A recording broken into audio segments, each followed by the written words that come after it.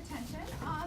So raise your hand to be a representative of your group who answers some of these questions for me. What types of problems does homelessness create for the city of San Francisco? Describe at least 4 problems. So give me a couple of problems that your group came up with. Yeah, go ahead. High drug use. I'm sorry, go ahead. The streets are contaminated. The streets are contaminated from what? Human feces, heroin Yes, needles. human feces, yeah. Go ahead, what else? Heroin needles. Heroin needles. And what other kinds of problems did you identify? There's the drug abuse, violence, and Good. there's property damage. Excellent, excellent. What other problems did any of you identify, your group said identify? Thank you. Yeah, Poor air quality. for air quality, the smell, okay? Anything else that the article talked about that your group identified? Yeah, Ryan? I guess what goes along with the uncleanliness of the streets, the high public sanitation costs. The sanitation Yeah. costs, exactly. So keeping the area clean and so we don't promote disease. Then we had this association called the Lower Hyde Street Association. What does the Lower Hyde Street Association think that the city should do to solve the problem of homelessness? And what has been the police department's response? So raise your hand and tell me what your group thought about question 2.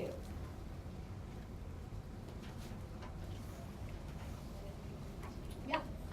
The association thinks that the police need to crack down more on the drug trade, and by not doing that, they're kind of like keeping the drug trade in a containment zone because they're afraid it's going to spread to other places. But the police are reporting that they're making the arrests, but like there's dispute over whether they're doing enough.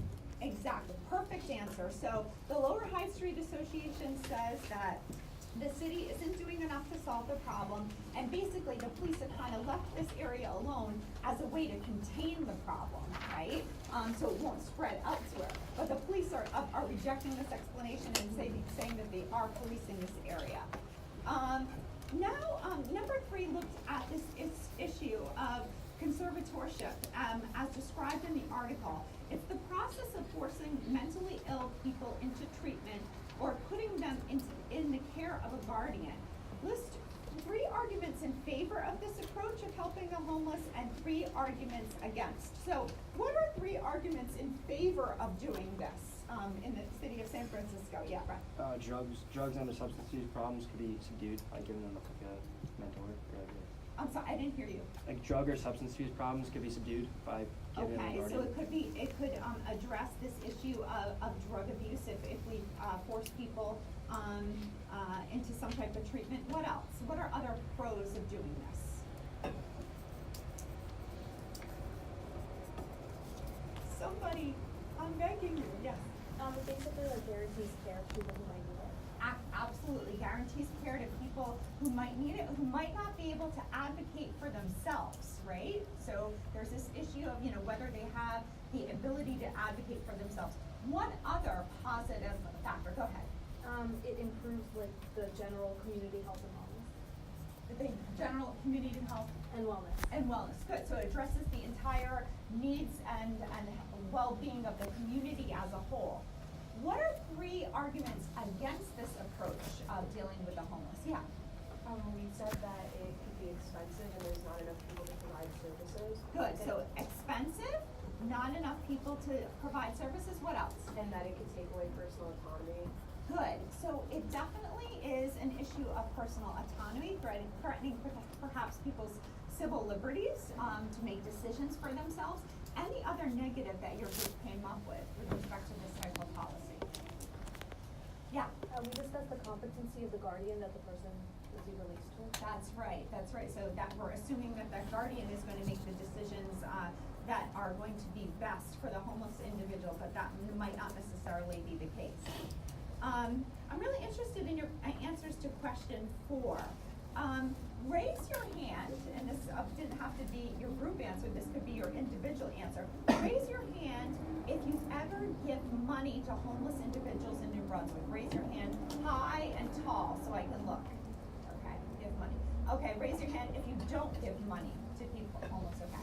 So for the people who do give money to the homeless in New Brunswick, can you raise your hand and tell me why you do it?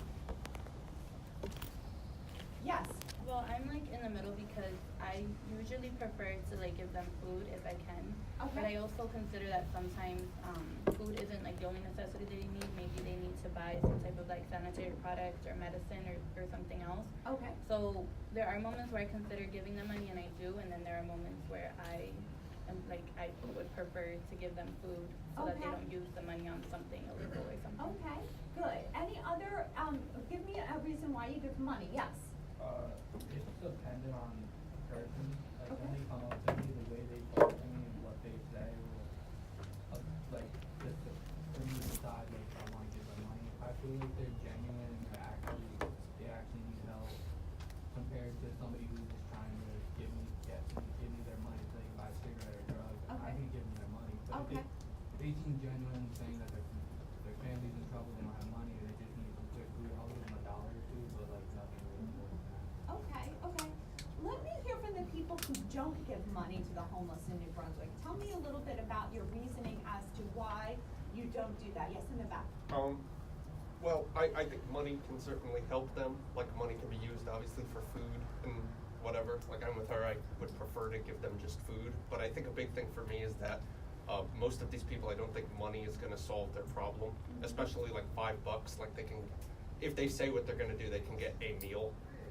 That's not gonna really solve their problem in the long term. Okay. I prefer if they, you know, if I invested to them something more like substantive, maybe like find them like a shelter, or like volunteer at like a soup kitchen or something like that.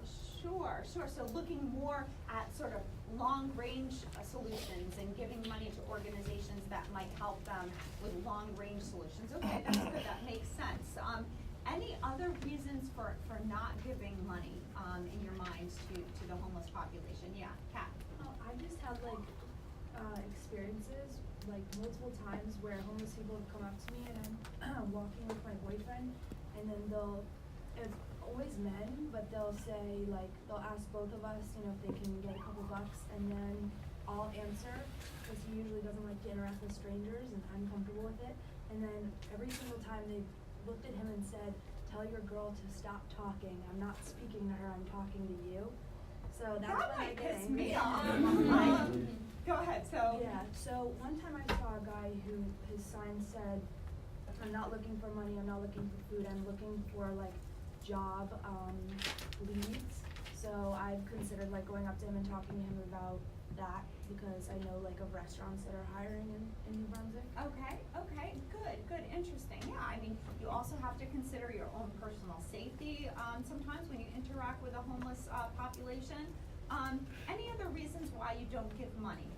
Yeah. Like, you don't know what the money's going to. Mhm. So Uh-huh. like, I don't think it's really about the, I could give like a $10 goal, but then they could spend that on whatever, but if I spend $10 on getting them food and supplies, then like, I know they can only use that for that purpose. So Okay, I would good. rather give like the same amount of money, but in supplies, instead of like giving them actual hard cash, because I don't know where that's going.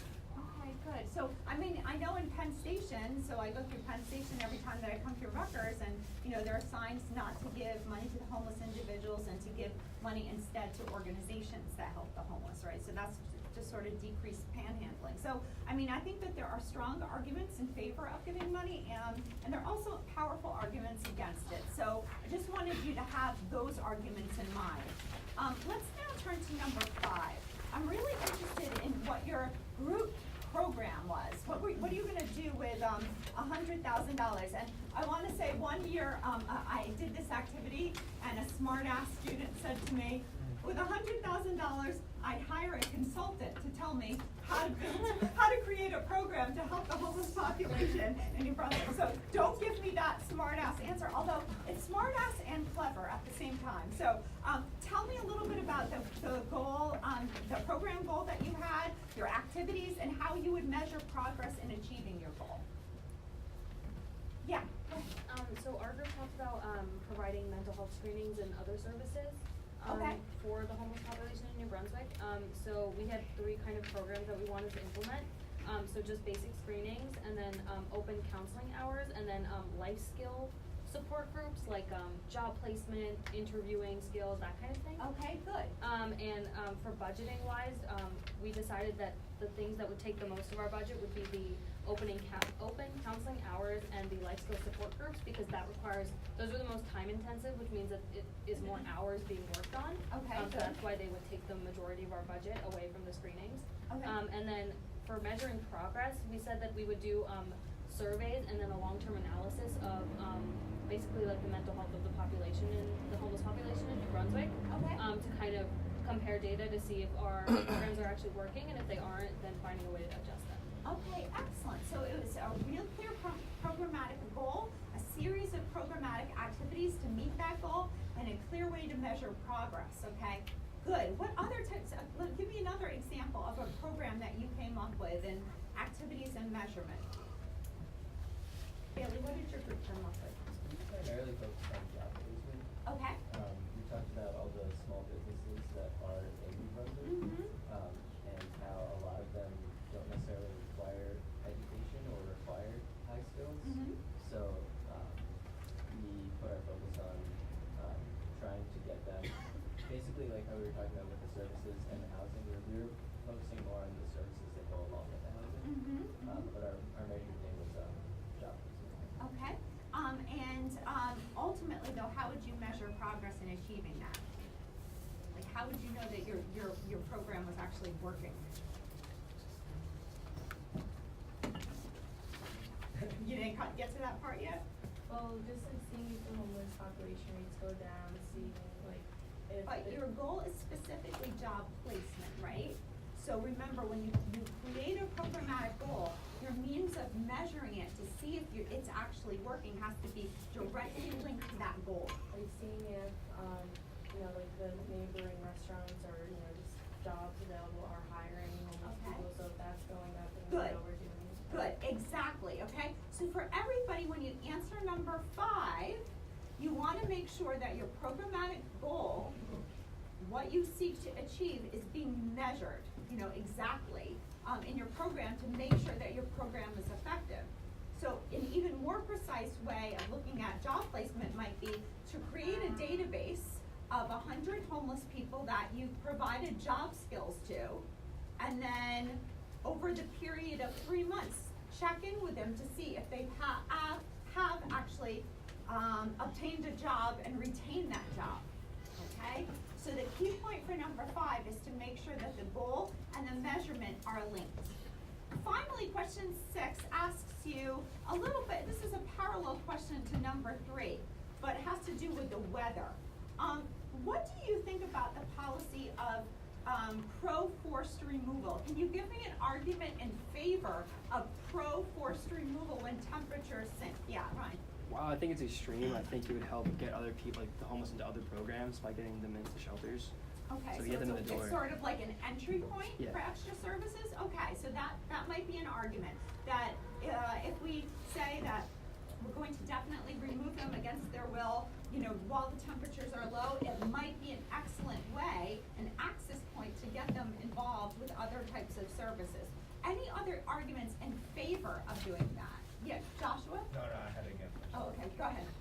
So the 2 that we had besides that one, were, you're saving lives. You're saving lives, And then, absolutely. also by bringing them in, medical attention can be provided to them if they need it. Excellent. Great answers. What about con with respect to forced removal? What are some arguments against that? Yeah, all the way in the back. We said that they can. Can you shout really loud, because I'm a little. Okay, yeah. We said that they can make their own decisions. Absolutely. So a con is that we want to respect people's ability to make their own decisions about their lives, okay? What other con reasons did you come up with? Yeah. In the past, we talked about how one of the major problems for public programs is who would actually implement and enforce it. Mm-hmm. So whose jurisdiction would this actually fall under, like with the local police? Okay. Make it their job to remove people off the streets, like who would actually be equipped to do so? Okay, good. One final con related to forced removal, yeah. It's expensive to house so many people. You need a lot of facilities, and shelters right now are already overcrowded. Okay, excellent. So when you're studying for the exam, you want to make sure that